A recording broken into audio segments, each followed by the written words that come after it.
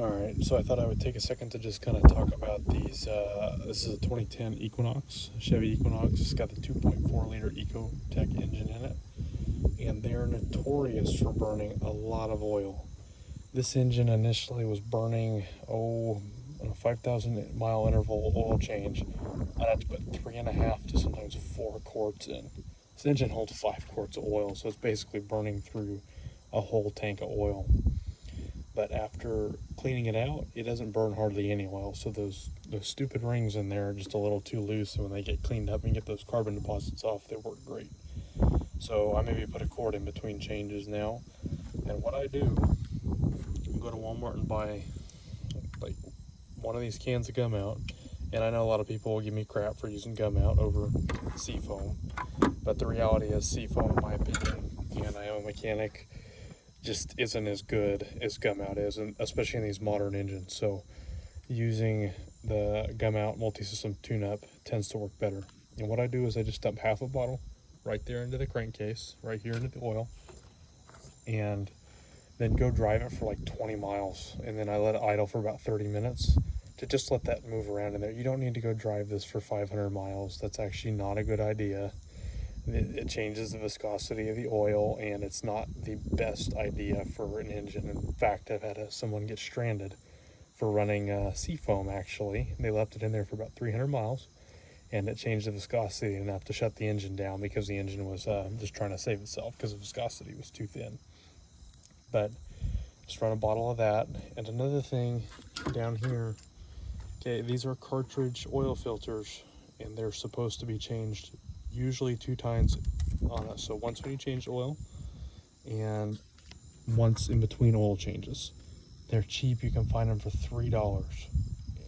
Please change them. It doesn't hurt anything, and that's why it's a cartridge filter. You can pull this out. It won't make a big mess. It's not like a canister filter where you can just change it at the oil change. And you can do that with these. There's nothing wrong with that. But it's so cheap. You can change these cartridge filters for the price of 4 canister filters. So just change it in between. It helps keep it a little bit cleaner. Another thing with the oil burning, cleaning this little valve, I've heard this improves it. I don't know if there's any truth to it. But taking this off right here, clean that little tube out, clean the tube out inside here. And yeah, just spray a little bit of carbon choke cleaner down in there. Your car's probably going to run a little rough at first. And then cleaning the throttle body down in there. If you can see it, this is kind of, you can see it here underneath here. This is what that goes into. They're usually pretty dirty. I've seen some guys, they'll take like Gumout and they'll run it through the brake booster line, the vacuum line, and they'll suck it into the air intake, and that helps clean the air intake out. But you'll especially notice when you clean this out with Gumout, and I would also recommend you buy 2 cans of the Gumout and run it through the fuel tank as well. Just do like a half tank of fuel, put the whole bottle in, and run it until it's empty or close to it. Don't get yourself stranded on the side of the road. But and then half a bottle into the crankcase, maybe a little over half, because you want it potent. You don't want just a little bit, like you're going to run it for 100 miles. And then a good air filter goes a long way.